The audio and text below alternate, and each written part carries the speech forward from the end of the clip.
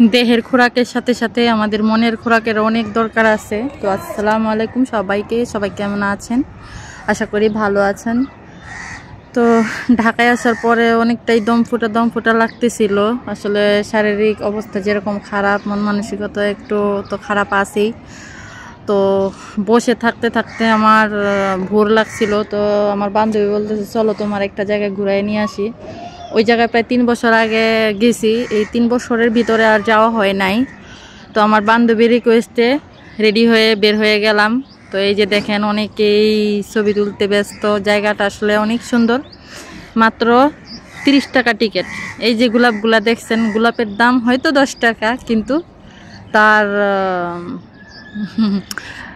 তার গুরুত্ব অনেকটাই বেশি। আমাদের প্রিয় মানুষকে ভালোবাসাটা ফুল দিলে যত রাগ অভিমান সব কিছু চলে যায়। তো এখানে বাচ্চাদের রাইড আছে, রাইডে ওঠা যায়। তো অবশেষে আমি আর আমার বান্ধবী চলে আসলাম ফুচকা খাওয়ার জন্য। তো আমার বান্ধবী বলতেছে ফুচকা খাবে। তো আমি অনেক দিন যাবত চটপটি খাই না, প্রায় 3 বছর হয়ে গেল চটপটিটা খাই না। তো ভাবছি যে একটু চটপটি খেয়ে নেই।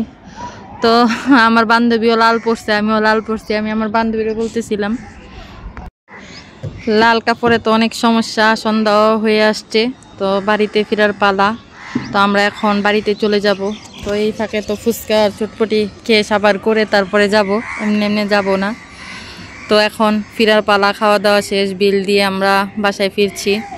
তো আসলে অনেকটা আনন্দ করলাম দুই বান্ধবী মিলে। তো এখন ফেরার পালা, ফিরবো বাসায়। তো আমরা আস্তে আস্তে বের হয়ে গেছি। এখন সন্ধ্যা প্রায় আজান দিয়ে দিবে এরকম। তো আমরা যেই জায়গাটাতে আসছি ওইটা হচ্ছে টঙ্গী নদী বন্দর।